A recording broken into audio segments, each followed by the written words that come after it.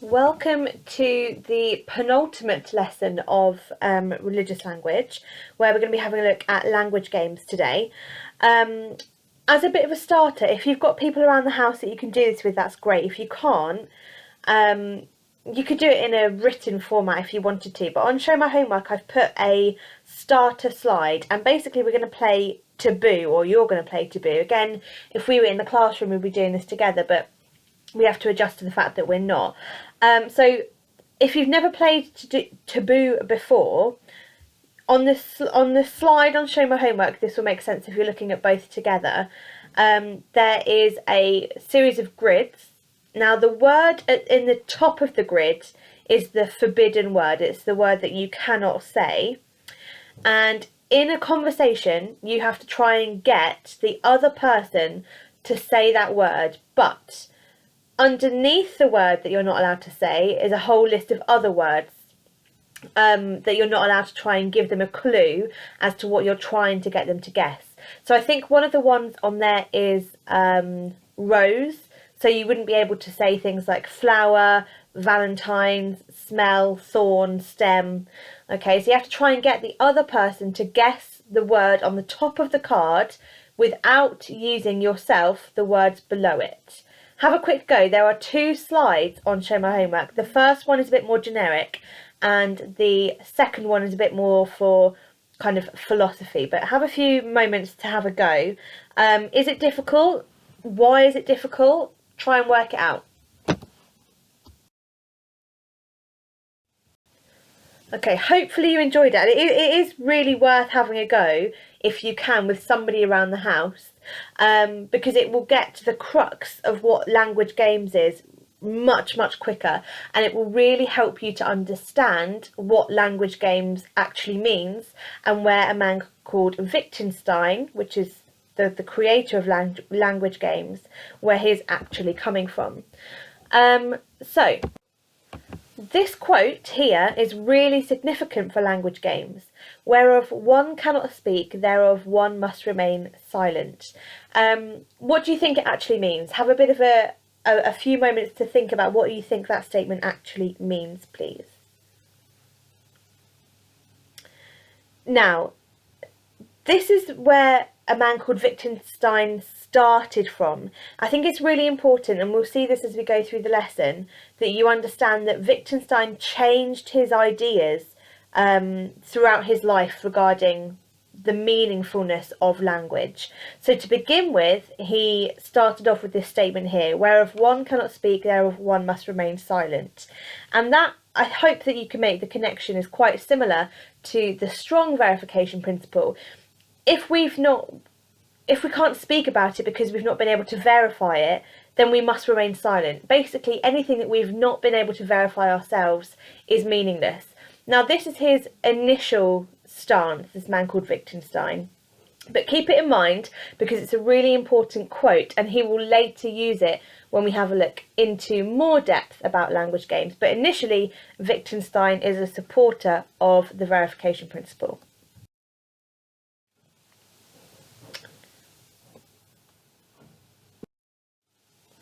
So, who was Wittgenstein? This is your AO1 skills.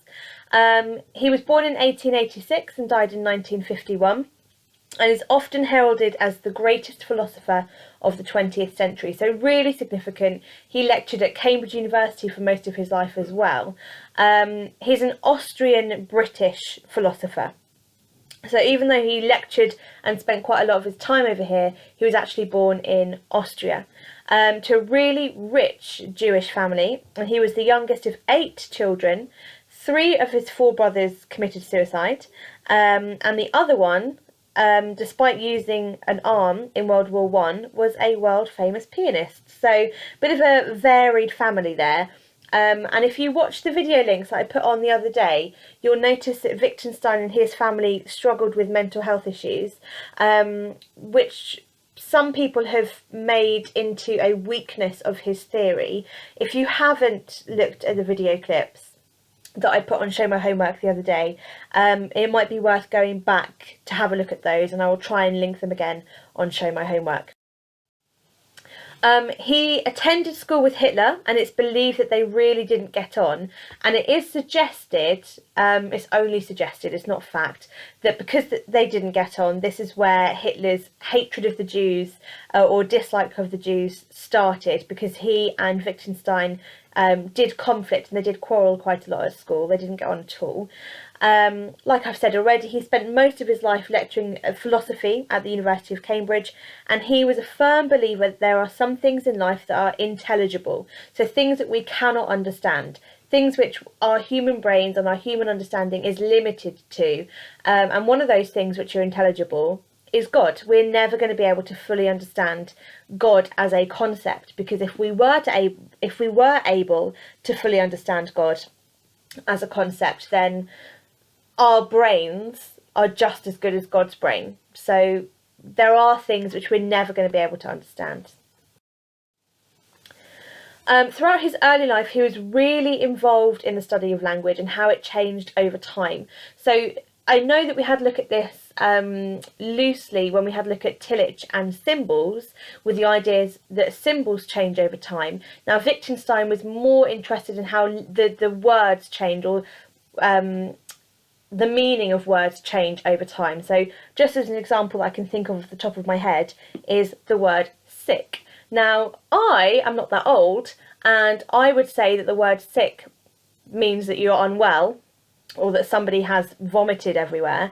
But the youth of today, and I class you guys in that, would say that something is sick and it means it's really good. So that's just an easy demonstration of how language has changed over time. And Wittgenstein based his kind of ideas around language with this. If things change over time, if we've not been able to first-hand experience something, then how can we say it is meaningful? So again, that leads us on to this really famous quote. So if things change over time and we can't experience it, and we can't understand how language changes over time, then there are things which are going to be meaningless. There are things which we must remain silent on, because we are never going to be able to fully understand the differences and the changes between the definition of things or things that we've never fully experienced. So like I said, his initial stance within religious language was that he was much more of a supporter of the verification principle.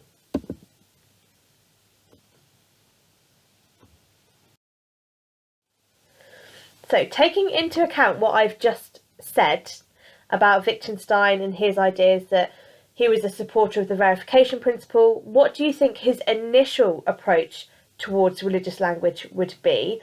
What do you think his personal approach towards religion would be? Take a few minutes just to try and mind map, or just to bullet point a few ideas about what you think Wittgenstein's relationship with God initially is.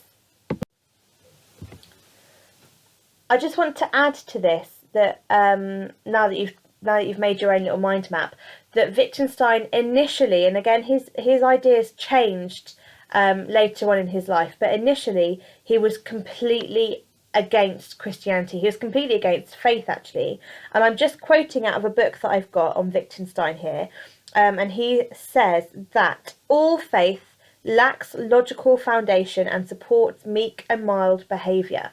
So by that, he's kind of suggesting that people who are religious are in some way using it as a comfort blanket. His ideas in the early ideas of Wittgenstein I was mentioning here supports the ideas of Richard Dawkins and militant atheism.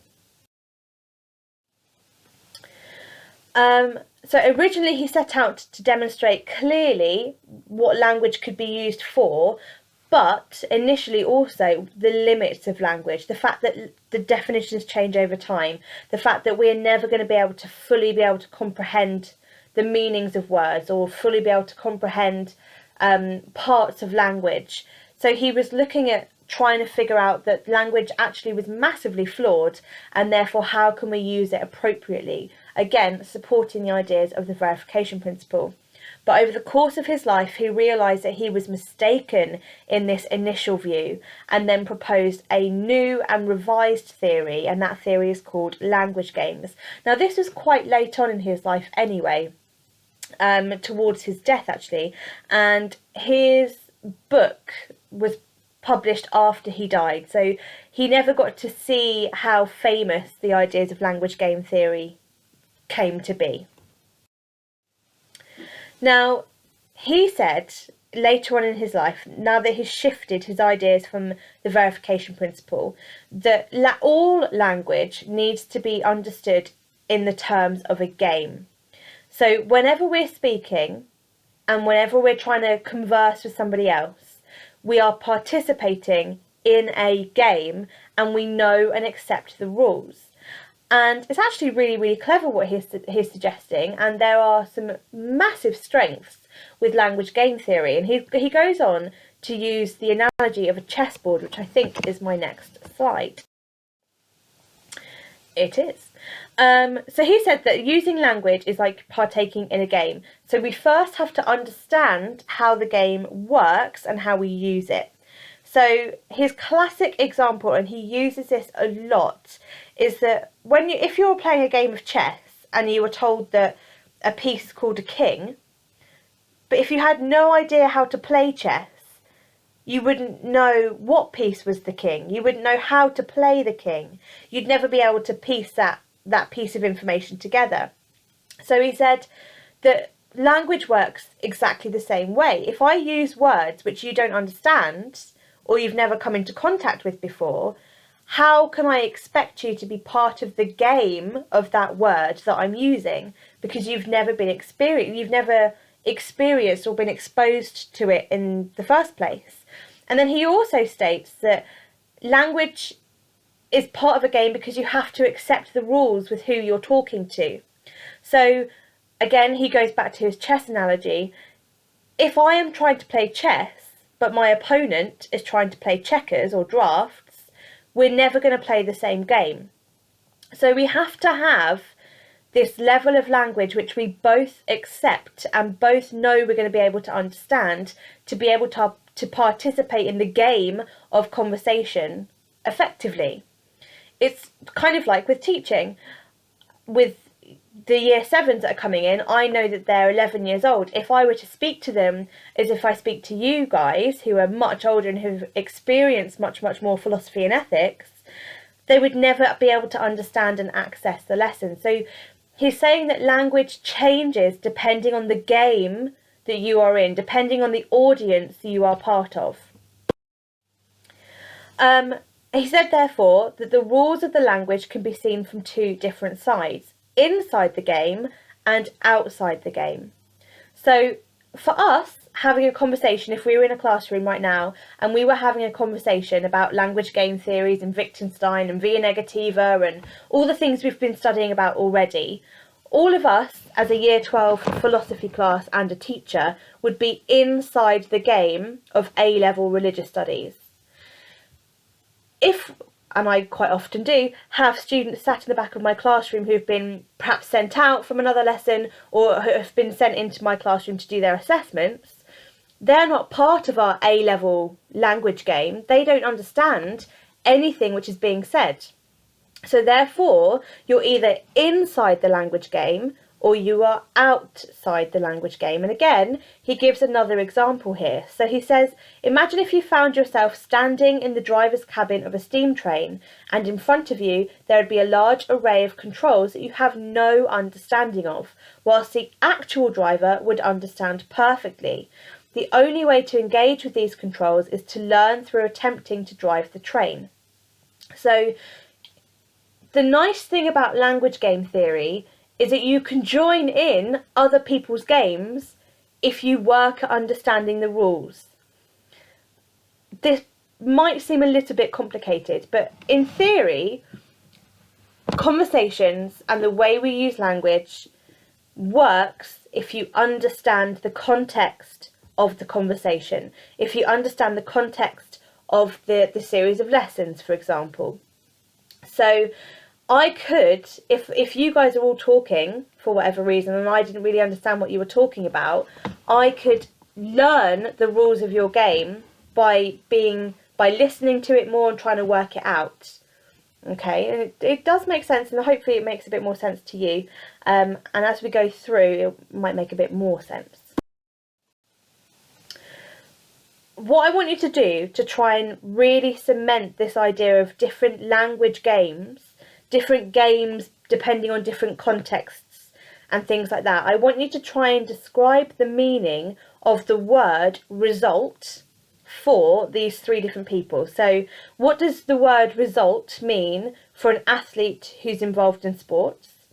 What does the word result mean for a scientist working in a medical laboratory? And what does the word result mean for a student following an exam? So each of those three examples, so the athlete, the scientist and the student, they're all part of different games. Does the meaning of the word change depending on the game that they are in? Have a quick little go at what the word result would mean for those three different types of people.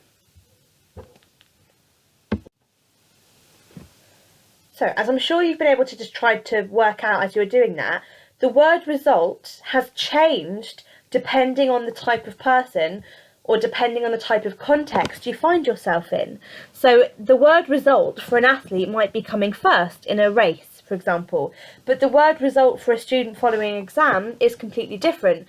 The result is the grade that they perhaps produce or achieve. So this is the point of language games. Language changes its meaningfulness depending on the context or the person or the group that are playing that game. So, just to summarise a little bit more, within our groups, we've agreed that rules about how we use words are different depending on the game that you're in. So I'll just refer you back. So the idea that an athlete, the word result is going to mean that he's come first, or they've scored as many goals as they can possibly score. Okay, but the word result for a student is going to be a different type of game. It's going to be a different type of results. Now, if I were to say to you, because we've got this social group, we've got this social game going on, if I were to say to you or point to a chair and I said that thing there is called a mirror, you would correct me, because you would understand that in the context of our social game, that piece of information is wrong. So if I were foreign though, for example, and I was learning the language, I'm learning the rules of your game, it's a slightly different context. So you can change the game that you are in. So he then flips this idea. Initially he was looking at this secularly because he was interested in the meaning and the changes of words over time. He then kind of looked at this from more of a religious point of view and said that religious language and statements of different religious groups are like different religious language games. So again, you can be in the game and understand the language and it's meaningful, or you can be outside the game and not really understand the language and not really understand the context and not really understand the rules, and therefore the language that's used in that game is meaningless to you. So he's changed. He's then saying that language cannot be analysed in a scientific way. So he started off by saying that language needs to be analytical, it needs to be scientific. He supported the ideas of the verification principle. But later on through his life, he's changed and is now saying that language is not scientific, it's subjective depending on the game that you are in. So because of this, his change and his shift in ideas means that he's now against the verification principle and the falsification principle. Okay, so you have to be really clear in the knowledge that Wittgenstein shifted his approach to how we judge the meaningfulness of language. To begin with, it was very scientific, it was very analytical, very logical, but then towards the end of his life, it shifted to the ideas that languages all form part of games. So, for an example, this would be a statement which anybody, any Christian, let's just keep it at Christians for now, any Christian might say, in response to the ideas, why is there so much evil and suffering in the world? Well, a Christian would say, well, God allows suffering to test us because we learn from pain and suffering, and it brings people closer together. So Christians are going to understand that because it's part of their language game. It's part of their interpretation of the rules of Christianity. On the other hand, an atheist is not going to be able to understand that. An atheist is going to say, well, that doesn't make sense if God is all loving. So the idea is that suffering is there to test us. For somebody who's part of the Christian language game, that becomes meaningful because actually allowing us to suffer helps us to grow and develop as human beings. But for an atheist or an agnostic, that's not going to quite cut the mustard. That's not going to quite work. So the statement, God allows suffering to test us, is meaningful in one language game, i.e. Christians, but is meaningless if you're outside of the game of Christianity. I really hope this is making sense, and if it's not, please go back and have a little look at the videos that I put on Friday on Show My Homework, because they are really, really good at trying to explain this in a perhaps another way. Phillips takes this a little bit further. So Phillips is a more modern day philosopher, and then again applies it more to religious language. So statements such as God is love is meaningful for those who understand that within their language game. So for somebody who is a Christian, that is meaningful. For somebody who is not Christian, that's not going to be meaningful. So as such, it's argued the religious language is meaningful to those who genuinely use it and to those who genuinely understand it. So, some advantages. It highlights the idea that language is not cognitive, particularly religious language. It's not cognitive. It's not something we can test or prove or analyse. It's something which is subjective, something which is beyond kind of reasoning. Another thing I really like this idea about language game theory is that it distinguishes it from other ordinary types of language. So if I were to say something along the lines of God is love, in the context of the language game within Christianity, that is meaningful because the word love has a different context when we apply it to God within that language game, as a kind of a different context to God if I was going to say the word, I don't know, Max the dog is love. It's a different game, it's a different context, it distinguishes it from different types of language. It enables religious language to be seen as almost a bit more significant, or not superior, but almost a bit more significant to those who use it in that context. Another thing with which language games works really, really well is it provides boundaries or rules for the correct use of language. So it's only words and statements can only be meaningful if they're used in the correct game, i.e. within Christianity, under the correct rules. And then it also defends language against criticism from other forms of life, as truth is to be understood as relative and statements judged against their context, not on whether or not they are inherently or objectively true or false. So that's number 5 there, and that's basically saying that based on the context, based on the game that you are in, that depends on whether or not, or that judges whether or not something is meaningful or meaningless. Weaknesses, however, is that it can't be empirically tested, and in a world where everything seems to be empirically tested, an approach where language can't be can be seen as weak. It also alienates people outside that game. So again, anybody that's a Christian within that Christian game is going to understand the meaningfulness of all that words.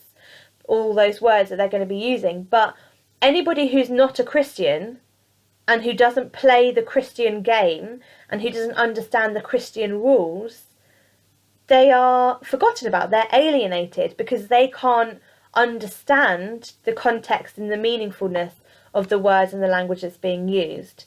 And rules of the game cannot be changed to allow outsiders in. Now, this one's a little bit kind of tenuous, because we do, and we will kind of look at this a bit later on as well, we do know through things like conversion experiences that outsiders can join in on those games. So the rules of the games can be opened up to other people, but once you're in that game, then the rules don't change. I really hope this is making sense. I really like language games, so I hope you're getting it. A few more here. I'm not going to go through this because you can just pause the video and have a quick read and jot a few ideas down. I wouldn't say it's worth jotting down everything. I would say perhaps jot down 3 strengths and 3 weaknesses from both of the sets of slides, because you're not going to need more than about 3 or 4 for your 15-mark essays. And realistically, choose ones which you're going to be able to remember. Choose ones which you think are really strong. In summary, initially Wittgenstein supported the logical positivists for searching for meaning within religious language and kind of supported ideas of the verification principle, but then later on in his life came to reject the verification principle by finding out that language is not cognitive. It's not something which you can empirically test and analyse. It's something which is subjective, depending on the manner and the context and the game that you are in. The meaning of the words depends on their use, and again, depending on the group or the game that you are in. And each game has its own set of rules, which makes that language within that game meaningful. And if you're outside of the game, then it's meaningless. Language games exist within all forms of human activity. So again, we've seen that already. So there are language games within athletes, there are language games within scientists, there are language games within, what was my other example? Oh, a student. There are language games between us as a A-level course and an A-level class and cohort. So these language games exist, and we can see that the language, the way that we converse, does change, and we can see the people outside the language game. So again, I take you back to the example of when I've got students sitting their assessment, or when I've got students who have been removed from their classes and put into our class. We can see that when we're having a conversation in the context of the A-level religious course, that we understand and everything that we're talking about is meaningful. But those poor little year 8s or year 7s who are chucked into my class, they are not understanding the rules of our game. They're not in our game. They don't understand. They don't judge any of it meaningful. Again, another little bit of a summary here. Religious belief has its own language and therefore its own meaningfulness, and a non-believer or somebody outside of that game, so just like, for example, Christianity has its own game within Christianity, but a Jewish person or a Hindu person might disagree with the Christian language game. So a Hindu person might find it meaningless as well. But a non-believer or a different believer will find religious language meaningless because they're not part of that religious game. And an outsider cannot claim that the language used in a particular game is meaningless just because it does not make sense to them. Last few slides. There's a word called fideism, and this kind of stemmed from the approach of language games theory, and it basically is the idea that faith is independent of reason. This is the ideas that Wittgenstein later came to accept and later came to kind of acknowledge from his shift from the verification principle and supporting that. But he said that faith and the meaningfulness of language within faith is independent of reason. Okay, in other words, faith is superior at arriving at particular truths, whereas science gives us the how something happens, but faith might give us the why something happens. So Wittgenstein completely removes himself from any association with the verification principle. Last slide is a practice exam question. Again, I'm not going to ask you to write this question because you know, because I've been mentioning it for the last couple of slides and the last couple of lessons, that in about 3 lessons time, you're going to be doing a small kind of mock assessment. I'm going to try and set it up on Microsoft Forms so that you can type it, and I can get it all typed rather than kind of some on Word documents, some via email, etc. But also on forms I can set time limits. So I'm going to try and work out how to do that for you. But in 3 lessons time you're going to have a mini religious language kind of mock. But if you want to revise parts of religious language, then perhaps doing this, or at least planning it, might be a really good idea. Again, if you've got any questions about language games, because it is maybe, I hope it's not, but it might be a bit difficult for you to get your head around, 2 suggestions. Suggestion 1, and please do this in the first instance, is watch the 2 video clips on YouTube that I linked on Friday's work to try and get your head around it a little bit more. And then suggestion number 2 is then email me and I can try and talk you through this via email a little bit more. That's it. Well done.